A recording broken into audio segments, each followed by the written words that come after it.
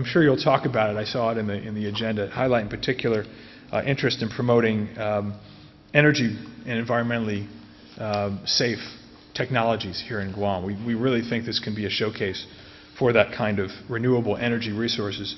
And we absolutely agree that this is something that's not simply within a fence line, but outside a fence line. And I think there is no difference between the two. We can't be thinking in terms of inside and outside. That's a false dichotomy. There is one Guam when it comes to this. Your success is going to be our success in this regard. Now, what is Washington doing? And let me just say a little bit about that, and then I can leave some time for questions. First, I want to say that we do recognize the enormity and the complexity of this undertaking. And we also recognize what we're asking of the people here in Guam over the next several years. It's enormous. And I noticed it during my first trip.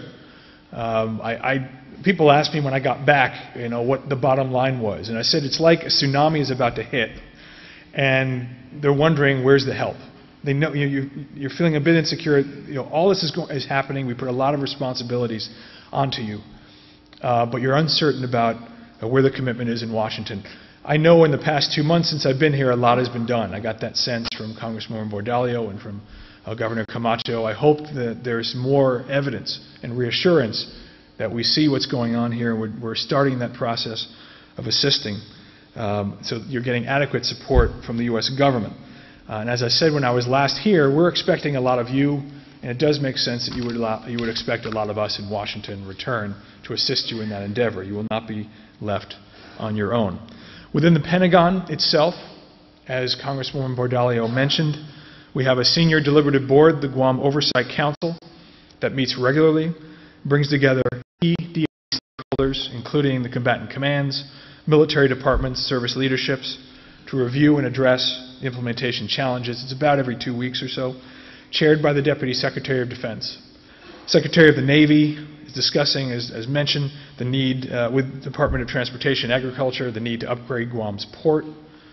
And of course, the port got the designation of a strategic port, which will put you in a much better situation to get the funds necessary to build and make it more capable. And there was a Tiger grant for the port expansion that was already discussed.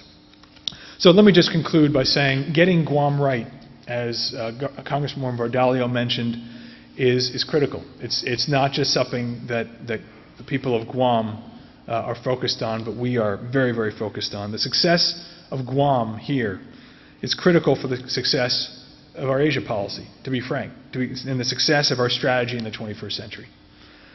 This is not an overstatement. There will be challenges as we go. This is, I say, a highly complex undertaking, and there are 5 elements, as you heard in this talk. There's the intra-DoD. Within DoD, there's managing all the different components, make sure we're aligned. There is the management inside the executive branch, so that we in the Departments of Transportation, Agriculture, White House, everyone work together. That's the second kind of coordination needs to be done. With Congress is third. With the Japanese government is fourth. And of course, with you all here in Guam is fifth. Making sure we are able to balance and align all of that. In my office, we've just hired somebody to do Guam work uniquely. It used to be a function of our Japan work. And you couldn't do the U.S.-Japan alliance and focused on Guam. I don't know how hard, if you know how hard it is to get a billet, to get a spot to hire somebody new. Well, we struggled, we pulled, we got one billet because of JIGPO, actually. And we have somebody in our office that will be focused uniquely 24/7 on all the aspects I just laid out when it comes to the move to Guam. That's the interagency, that's the Congress, that's everything. So we are putting in place the infrastructure to deal with this in the appropriate way. I understand there's some frustration as we go, and we understand it's been a slow start due to a number of factors. But as you, I think, can detect, we're picking up steam. You are seeing more and more official visitors. I've been here now twice in a few months. You'll see them from DC, from Tokyo, etc. They will come for fact-finding, and you'll see more in weeks and months and years to come. And all I ask is you be patient with us. Last time I heard the line, we see a lot of you, we hear a lot of talk, where's the action?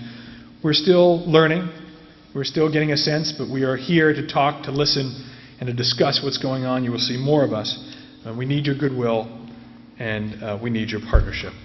So let me just say that the efforts of the government here, legislature, the governor, Congresswoman Bordalio, the community leaders have all helped us identify the needs and find solutions that benefit both the community here and our move. We welcome. We need to continue that dialogue. And the Department of Defense, I can just speak for my department, we are committed to taking a leading role in the interagency process and the overall process, but we can't do it ourselves. The important principle, just to underline, is that we make this realignment successful for the people of Guam as well as for the United States strategy. We will do our best. So thank you very much for listening, and look forward to hearing from you.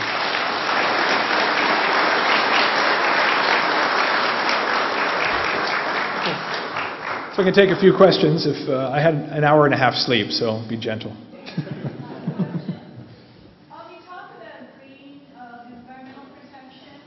How do you justify carrying out 39 acres of one of the rarest coral reefs at Polaris Point?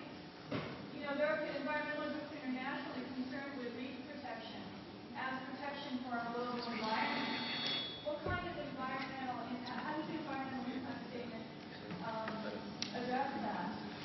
Well, you kind of answered it for me, which is there is this environmental impact statement that is taking into account all of this. How do you mitigate for destroying a 39 acres of coral reef? That I can't answer from a technical perspective. But I think the environmental impact statement takes that into account, and you'll have a chance to comment and, again, to figure out a way to mitigate as best we can the burdens or the other factors that come with the increasing presence here on Guam. So we recognize there are a lot of factors here. So I think you all know about the process as stated by the governor, that there will be a lot of time for task force or town hall meetings and for discussion on all of this. So we'll take that step by step to see how these things can be mitigated and how we take account of them as we go. Yes, ma'am. Concerned that already at the outset we have become illegal with the NEPA process. You did not talk about a no-action alternative, and you stated basically that you've decided that this thing is going to happen. Whatever happens to the no-action alternative as an integral process of the NEPA? Well, this is, I mean, overall, I don't know entirely how no-action alternative plays into this exactly. But my understanding is we have a plan here that we are discussing, that we want to make sure that we are doing this in a way that is least harmful to the citizens of Guam. You know, if there is a real distaste for what's going on, you know, we have to hear out citizens, because you are American citizens. We need to hear out what your concerns are. My understanding is there are going to be challenges to this move, but there are also opportunities. And that balance, I think, is what needs to be part of the discussion. My understanding is if done correctly, if done right, the majority of the people here in Guam see this as a great opportunity. We hope that, again, it's a win-win kind of thing. But any concerns, and I know there are community leaders like yourselves who are concerned about the impacts. Well, this is not going to be simply thrust upon you in that way. We have our concept of how this should be done. We are discussing with local leaders, and hopefully in the way we do it, we can do it with the least negative impact to the citizens here as we can. And sir, aren't we already making a decision with the EIS? Should be making that decision. Should the EIS result in these options?